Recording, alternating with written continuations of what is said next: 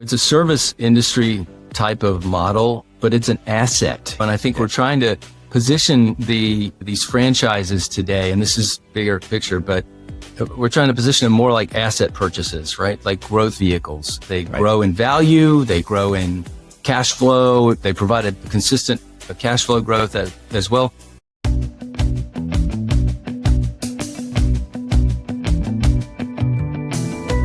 Hello, everyone, and thanks for tuning in to the latest edition of FranCoach's Franchising 101 podcast. I am Tim Parmeter, founder and CEO of FranCoach and your podcast host. Today, we have one of our franchise partners coming in to talk about their brand. This is a really true semi-absentee business model. It is non-brick and mortar. A lot of semi-absentee things are non-brick and mortar, low overhead, low staff, great technology platform, and tons of support from the franchisor for this. It's also a brand that is established, yet tons of white space all over the United States. So that's who we're going to talk to today. Before we get to them, a quick reminder, as always, of who we are. And FranCoach is the premier franchise consulting firm. Our number one goal has nothing to do with selling anything. Our number one goal is to properly educate you on franchise ownership to help you determine if you should own one. If so, we're going to help you find your absolute best fit. Remember, folks, there is not, the best fit out there or the top this franchise or the top that or industry. Don't chase the money. That's all hype. There's so much misleading things out there. We are trying to bring it to the basics of what is truly important, which is you, understanding you, figuring out what is your best franchise. Who knows? It might be the one we're going to talk to today. That's next. All right. Hey, we are back, everyone. And joining us today, super excited for our guest I have known basically since I've been in this crazy industry. Currently the Vice President of Franchise Development for our featured brand today, which is Closed Bin. And joining us is Mr. Chris Brown. Chris, thanks for joining us. Thanks. I appreciate it. Yeah, Tim, it's good to see you here. Absolutely. No, thank you. And I would have won a bet with my wife that this is episode 250 some, that you are going to be the first guest ever to roll in here with a sport coat on. So always one of the best dressed people. And I at least put on a polo with the logo on it today with some very mismatched shorts that nobody needs to see. So dapper as always. Thanks for joining us, man. Thanks. It's great to be here. We got a bunch to talk about today, so buckle up. The way this goes, you're a first timer here, so we start simple, and then I get into the hard hitting questions. We're going to get you in tears at some point. Okay. Yeah. So we're really going to break it down. It's like old school Oprah. Let's go. Here. So, I want to talk obviously a lot about Closed Bin because it's a super cool concept. But as you well know, franchising is a people business. I love hearing stories. You've been in franchising a while. How did you get into this crazy world? Like everyone else, it's sort of happenstance or, the opportunity presents itself. I was, believe it or not, I was an actor for about 18 years. I worked in New York, which took me to LA, which introduced me to a local brand there, Wolfgang Puck. I got to work with him for a while and taught me the power of brand. But it also taught me a lot about sweat and sweat equity. I come from food. A lot of what my background is food, and I understand it really well. And so my partnership with Wolf was really a strong one. I learned so much, but I was saying this earlier. We on November the 2nd, we had an operation that was running about between $2 and $3 million a year in annual revenue. And on November the 3rd, we had a $21 million a year operation. It blew up, and it was great. And it was a wonderful piece of business and wonderful experience for me. And I found myself I wasn't working 30 to 40 hours a week anymore. I was working like 90 to 100. And we just had a baby. We just got our house. And then I said, there's got to be a better way to build this thing. And so I started looking online, believe it or not. I think the internet was there back then. And I started surfing around and looking at businesses, and, I'm a weekend warrior, if you will. I'm a runner. I do a lot of stuff around that, races and stuff. And one of the things I did to supplement that was I'd get smoothies at this place that was there in LA. And so I went, I wonder. And I knew they franchised, but I really didn't know how to go about it. And so I wound up, connecting with someone who's in the consultant world, and they helped me understand not only that brand but a couple of others that I looked at. And then, what happened was I wound up dancing with the date I brought. I wound up going with that brand, and it was an area development rights to a market. And so it took us from LA back home to where we were on the East Coast. And I started doing that. And I found out that, part of my model was I had to sell franchise locations or franchises within that market.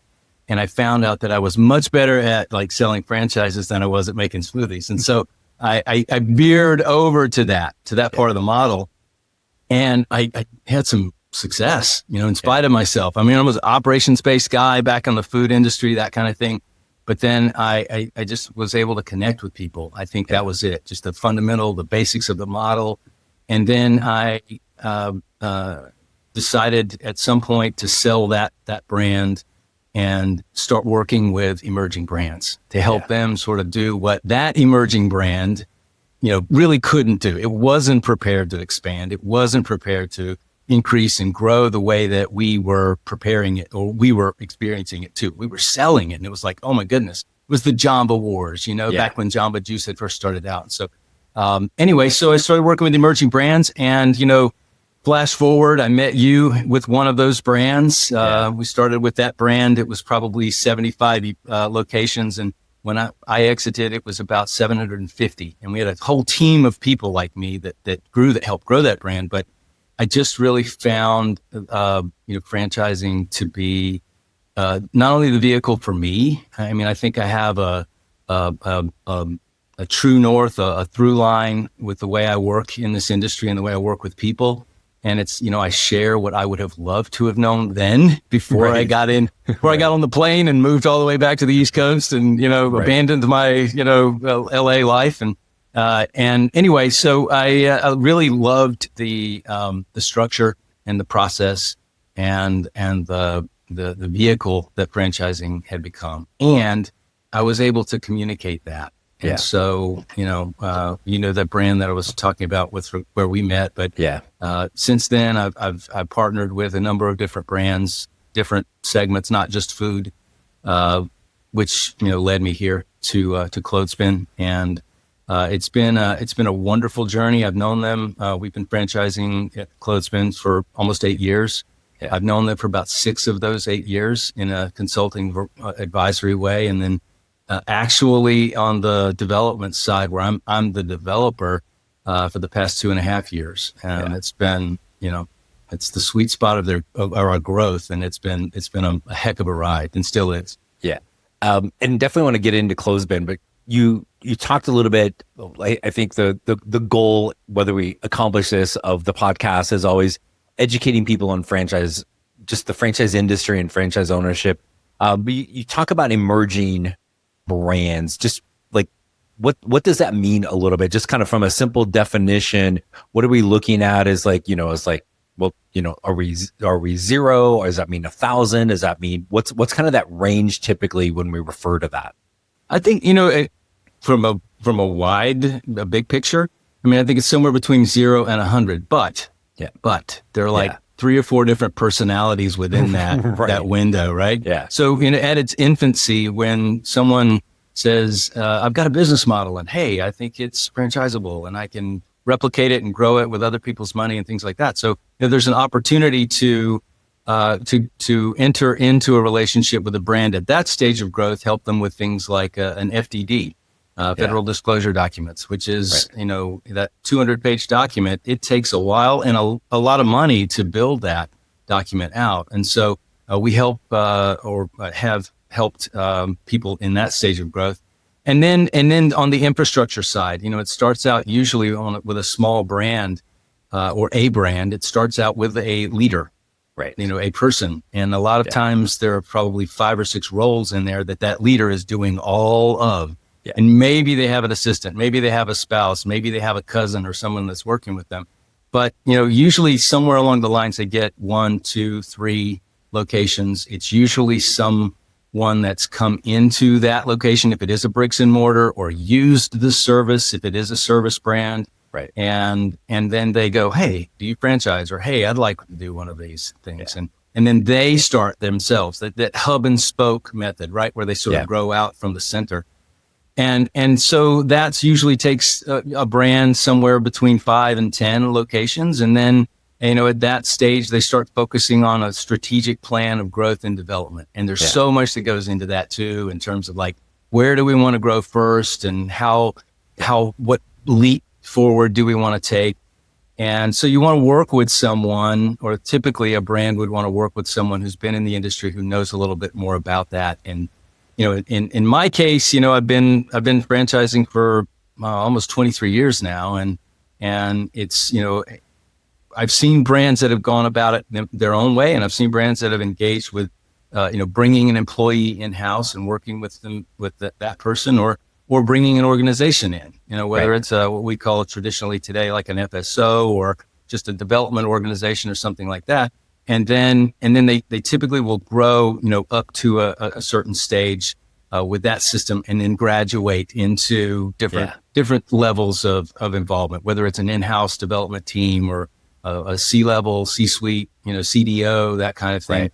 And so what we have at Clothespin, when I still would say, maybe we're an emerging brand. We're right on the cusp of being an emerging brand. We're about to open our 100th territory like next month, kind of thing. And so that's a really strategic and monumental stage of growth for a brand. It is. And so it's not easy to that's get, sort of that window. It's not easy to get there. And then I always appreciate brands that have gotten there slowly. And dare we say in this industry responsibly, versus some of the groups that come in and really try to take a very fast lane through development, regardless of what's going to happen. So I really appreciate the growth trajectory Clothespin has been on, and it's like that emerging thing. It's like you're at 0, you're a newborn baby, and then by the time you get to 100 units, you're like, hey, we're 21 and we've graduated college and we can go drink, right? And so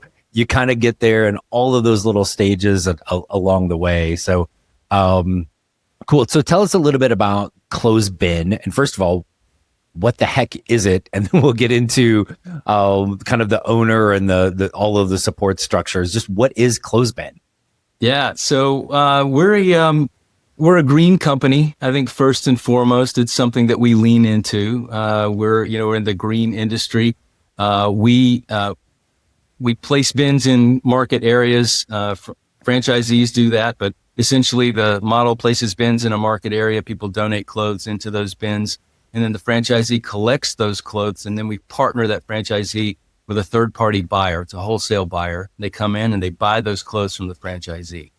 There are some moving parts within that. I just shortened it to 10 seconds there. But, they're purchasing an asset. They're purchasing the bins. So they have a tangible asset. And then we help them find locations for those bins. Most of the time we partner with schools, which is really cool. It's a great way. And we're already a green company, so we're a little bit on the feel-good side anyway. But when we partner with the school, we're providing them. We say, in exchange for permission to place the bin on your territory, on your path, your drop-off pickup line, we'll give you a percentage of whatever we make. And it's like no strings attached. All you need to do is just give us permission. We'll keep it clean. We'll keep it, emptied, and we'll pay you. And we'll pay you on time, that kind of thing. So it's literally, that's the development of the relationship with the school. If it's not at a school, and we do place bins in other places also, it's going to be like a gas station, a convenience store, something like that. And that's really the blueprint for us, or a retail establishment. You think like Whole Foods or Costco or Walmart or a big box store, something like that. And so the the ease of operation, the simplicity of the operation, the relatively low barrier to entry too. It's really, all they're doing is buying bins and paying a fee, an initial franchise fee. We help them find the location for the bins. We bring the bins to them. And here's the quality of life component here. Inside each of the bins, there's a device, and that device communicates with an app. And that app's either on the franchisee's phone or it's on their computer. And so, with everyone starts in our system with 20 bins. So 20 bins get placed into their market. And with 20 bins in their market, they're monitoring those bins to make sure, first and foremost, that people are actually donating clothes into them, right? The other thing is that there's a device. That device is a homing device too. So if someone were to pick that bin up and walk away with it, we'd know where it was, which they don't usually do, but and so there's that. But there's also another couple of components to this. So they have one person on their team that they recruit, they hire, they train, and that one person gets into a box truck at the beginning of that day, and they go around and they collect the clothes from those bins. But number one, they need to know when the bins are full and which bins to service. But also that owner, that franchise owner, needs to know, hey, I'm putting this person that I'm paying by the hour in a truck so that they can go out into the community and do whatever they will, to collect the clothes. So we want that, there's a saying, that saying, trust but verify. So the app gives the franchisee the ability to track that person too. It's also a device that they clock in, they clock out, the mapping software program too. Anyway, too. So there's that technology piece that helps the franchisee make it to their kid's ball game, invest in another business. We have 94, 95 franchisees, all but 2 have other businesses or other jobs. So it's that kind of lifestyle that this brand, facilitates.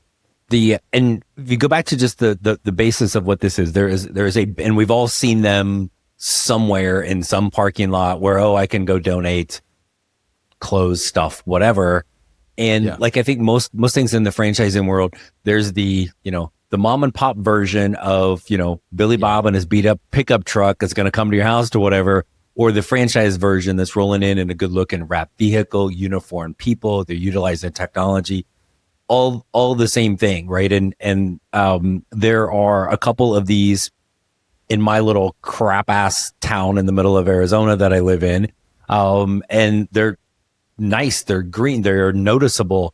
In fact, my kid couldn't figure out why one day I'm driving down the road and I'm like, well, it's clothesbin. He's like, Dad, who cares? I'm like, no, you like it's a franchise versus, the one that's over here at the Walmart that looks like, or there's stuff all over the place, right? If you're looking at this as you're making money off the stuff that's being donated, if people can't donate it because nobody's bothered to check it, having that technology, so you can clean that out. Now it's open, easy for people to put things in there. Cause again, just that consumer facing thing of that one's in a bad place or it's always full. I don't want to just leave this is good enough stuff to donate and not just throw away. I want it to actually be used somewhere, and it just laying on the ground outside of one of these bins is not the safest place to, or best place to leave things that you're truly trying to get rid of and do something good with. So that technology piece is huge. And then you talk about the lifestyle thing as if we asked 10 franchisors their definition of semi-absentee, we'd get 50 different answers, right? And there's things that are we can be. This really is, I don't want to say passive, but pretty hands off for an owner, right? Kind of walk through some of the things that they really need to, definitely not a full-time gig, but what are some of the things that owners really need to be paying attention to? Well, I mean, and you just covered everything in terms of, maybe solutions to objections or anything related to but I've seen this bin. But I've seen this, this location, we equip the franchisee with so many different parts of the model. Probably one of the most significant ones is helping them find a location for the bin, placing the bin. It starts there. their main reason for monitoring that bin and monitoring the pace at which it fills up and how much comes out of it in terms of product is for that reason alone, because time is essential, in terms of everything from return on investment to just building momentum and traction so that people know where it is. We don't place the bin in the back by the dumpster because it becomes a dumpster. Right. The other thing is we don't put it in the dark corner anywhere too. It has to be safe, has to be right out there in front. That's why we put it on the path of that pickup drop-off line. That's why we put it right there by the gas pump, or, in the case of a retail center, right there in the middle of all the action. And so if it's there and it's not filling up still, well, that's the franchisee's responsibility to really communicate with us. We have a really strong coaching environment. We give a lot of feedback, especially on the front end of this thing, the first, 6 to 12 months, where we're right there in their ear. We have quarterly financial reviews. We really treat this like their own sort of school of, getting to understand, number one, what their main role is, because to your point, it is semi-absentee. And I think the semi-absentee part of this does not mean it becomes absentee. They really are going to have to maintain, a keen understanding of where those bins are and what they're doing. That's the main thing in essence. The other part of it in terms of the, just the product itself, the most important part of that is the assurance that we give the franchisee by saying, okay, look, when this product is collected, there's a buyer for it. We are in a green industry. There is so much demand for this product right now. Clothes, it's and shoes and we get some bedding in there on occasion too, and we take that. The others that you're talking about, those dented bins, the ones that the Goodwills and Salvation Armies of the world, and I don't mean that as a disparaging thing. All of those mom and pops, all those little dinged bins, they make up about 15% of the segment. That's it. And so the other 85% that could be collected, most of that gets thrown away. And so when we place bins out there, we treat it more like an opportunity, a PR opportunity to inject or infuse, information about, hey, you see those green bins, to your son's point, see those green bins? This is what we do. This is what we do with the product. This is what we, we're a green company, and so we generate this buzz, and people start, drawing themselves to that. It becomes a pattern behavior. Yeah. That's it. We're in the path of pattern behavior. We become a part of that pattern.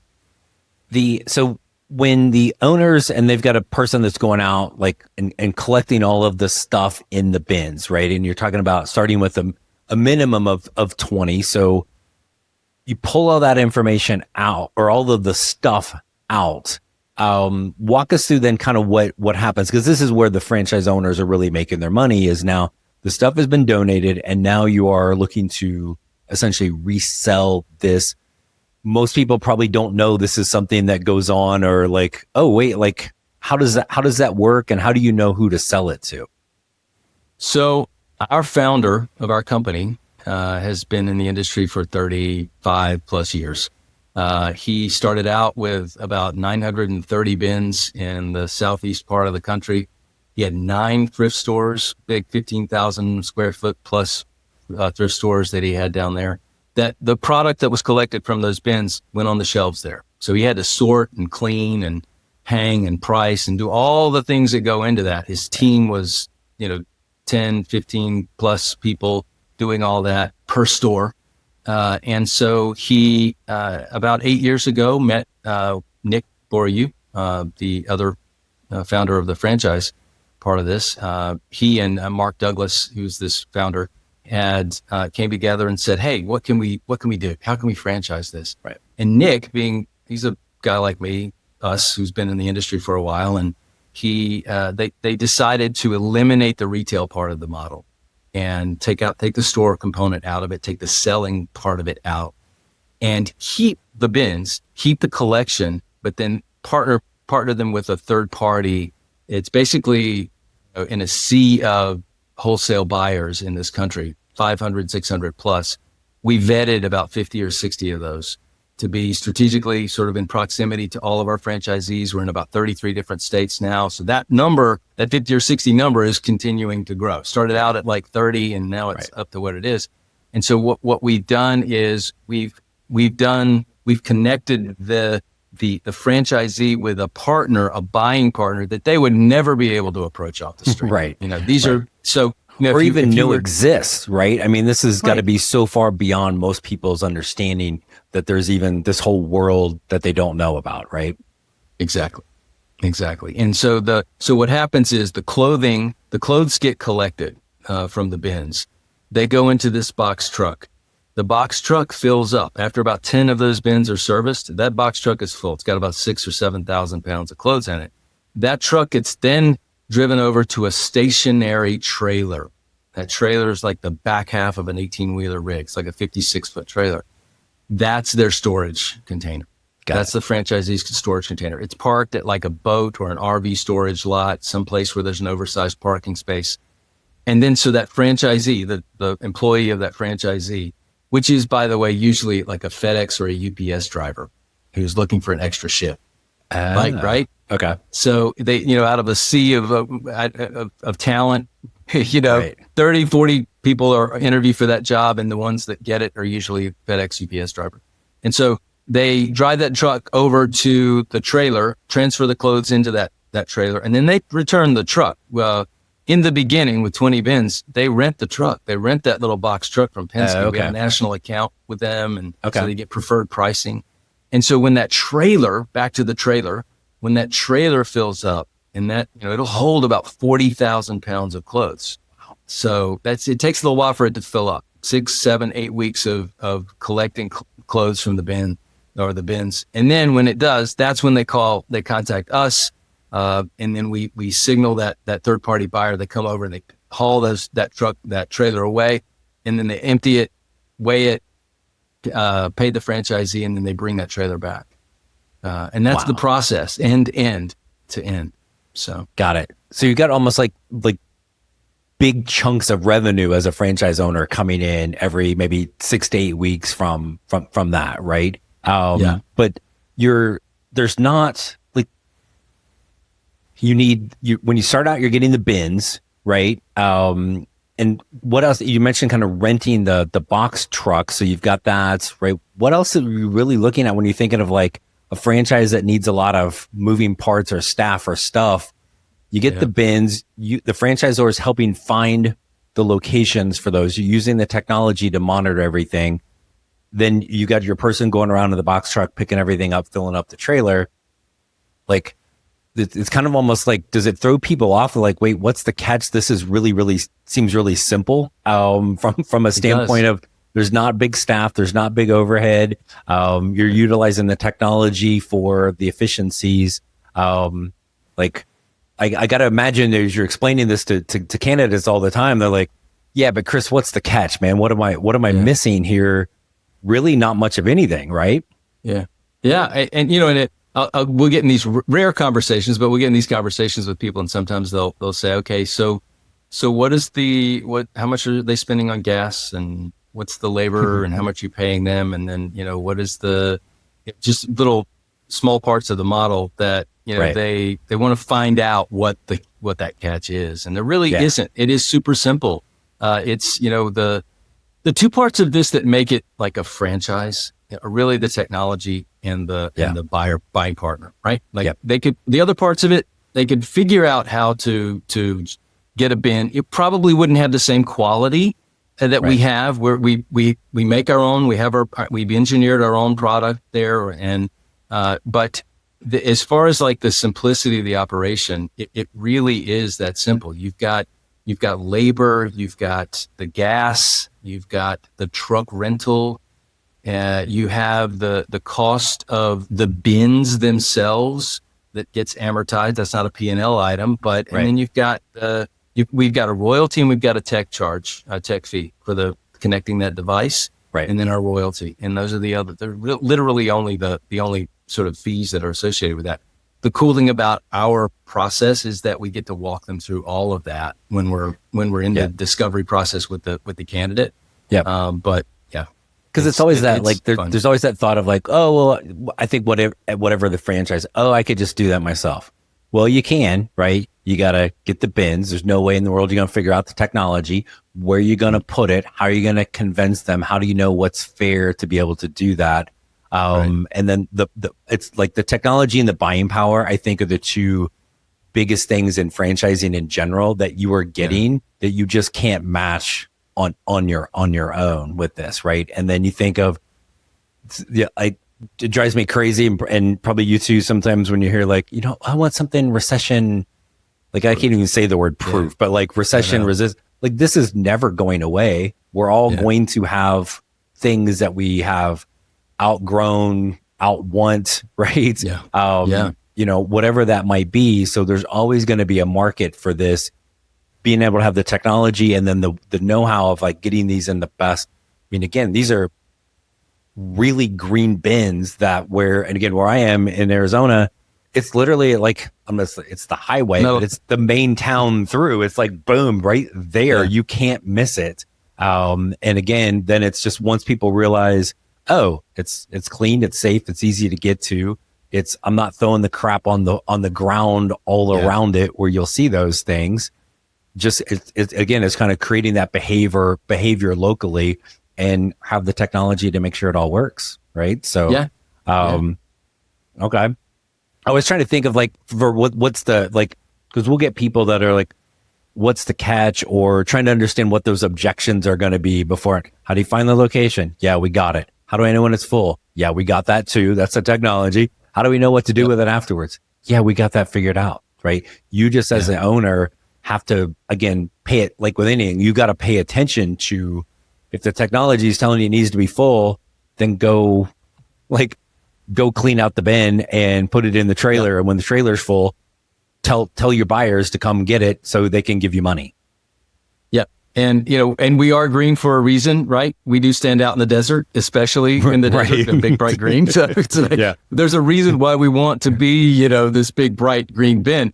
Not only because we're in the green industry too, but we do some good. We do some good with the schools. We do some good with the community. There are things that we can do for like fall festivals and bring in 4 or 5 bins, put them in the middle of it, and then the price of admission is a bag of clothes, and then we give the proceeds back to the school. And so it's it's really neat things that we can do like that. And so you mentioned something early on about growth and about speed. And so, our brand has been exactly that kind of brand that you're talking about. Yeah. It's been very deliberate. It's been it's been gradual, but it's been steady. Yeah. And it's been progressive, so we have grown and increased, deliberately. I love that. It's kind of been my mission, my through line too, in my development journey. That's an important thing. And because of that, we invest as much in the discovery process and finding out who they are as they do with us. Yeah. So yes, all these things that we're saying about the model and about the efficiency and the simplicity and everything, what's really important is, we want to put this in the right hands. We want to make sure it's in the right hands, but we also want to make sure that, they're not putting, all their chips on the table, so to speak, know? Yeah. And so for that reason, we're looking we're looking for the kinds of people that really have sort of a bigger, broader growth picture in mind. Now it starts out simple with 20 bins, but they have a territory that'll hold, 60 to 80 bins. So we give them a lot of room to grow. And that's what we want them to, have that in mind, sort of begin with the end in mind, and to have that in their game plan when they come to us. Yeah. Good. Which is again, also helping the owners not overselling them just because you can, being smart, being responsible with that on both ends is key. And then you guys are right at that 100 territory mark, which is fantastic. But that also means we've got tons of white space all over the country for this. How's just like asking for a friend here? How's the Tampa market, by the way? We have any availability there? You know what? We actually have, we're based out of Florida. We're based in Fort Lauderdale. And talk about that hub and spoke market that we grew from. We're actually almost sold out in Florida. We have maybe Tallahassee and maybe Pensacola, but Tampa, and there should be bins right in the. Theoretically, whoever that person is you're talking about, it should be. It should be. Okay, I thought I had a buyer for you right there, but sorry. We'll be donators for that. So what's and thank you for all of this. This has been fantastic information. I want to fire one last little question at you. Just what's maybe missing about Clothesbin and this opportunity that we haven't talked about that you really want people to know? Among maybe several of those parts, I'd say one is, it's a service industry type of model, but it's an asset, and I think we're trying to position these franchises today, and this is, bigger picture, but we're trying to position them more like asset purchases, right? Like growth vehicles. They grow in value, they grow in cash flow, they provide a consistent cash flow growth as well. So, Clothesbin has, there's an asset, a bin that they purchase. It's not like kitchen equipment. It's not going to depreciate. It's not 10 cents on the dollar the moment you purchase it. It holds its value. It's a little bit of a cottage kind of industry kind of thing, in the sense that they trade and sell amongst themselves within the industry, within our franchise family. So, it's something that has a lot more security than you think. It's not, you're not investing in ether or just the air that we're breathing here. So that's probably one of the most significant parts of this, is that it is tangible and it is real. Yeah. And it is something that it's very attainable for the every person. I think it's not something that, it's something that you or I walking in, off the street could step into. Yeah. It's, and totally stealing this from my better half, and she probably stole it somewhere. She's not saying it, but like franchising, well, I always say it's so much more attainable than people realize, but a lot of it is, it's an everyday business for an everyday person. Right. And it really is. And so, this is, again, just fantastic stuff. So I love all of this, and always good talking to you, my friend, and excited to continue to see the growth. Man, I thought I had a lead for you, but Tampa's all sold out. But cool. We'll again, and we gotta find a reason to get you back on here again. So we'll make up some excuse to talk about franchising. And do this again really soon. But Chris, thank you so much for coming on and talking to us about Clothesbin. Thanks, Tim. My pleasure. Great to be here. Thanks again to our good friend Chris Brown with Clothesbin for joining us today. What a fantastic, true semi-absentee model Clothesbin is. And I'd like to thank to you, all of our loyal listeners to the Franchising 101 podcast. I hope this continues to provide insight into the amazing possibilities that can be out there in franchising. If you haven't yet, please do me a little favor. Wherever you listen to the podcast or watch the podcast, like, subscribe, follow, all of those fun things. Please do that on the podcast platforms. Don't forget about our YouTube channel. Podcast is there. Tons of other stuff. Our Franchising 360 show is there as well. Which that airs live every Friday, 8 Eastern, 5 Pacific on Biz TV. We got renewed for season 2, folks. Can you freaking believe it? So that's awesome. When you are ready to learn more about franchise ownership and really have that one-on-one conversation with somebody on our team, FranCoach.net. Again, Franchising 101 podcast is the FranCoach team. Reach out to us. There is never any fee for our service. We're here to educate you and figure out what is your best franchise to own. So reach out today so we can help you create your better tomorrow. Until next week, we'll see you then.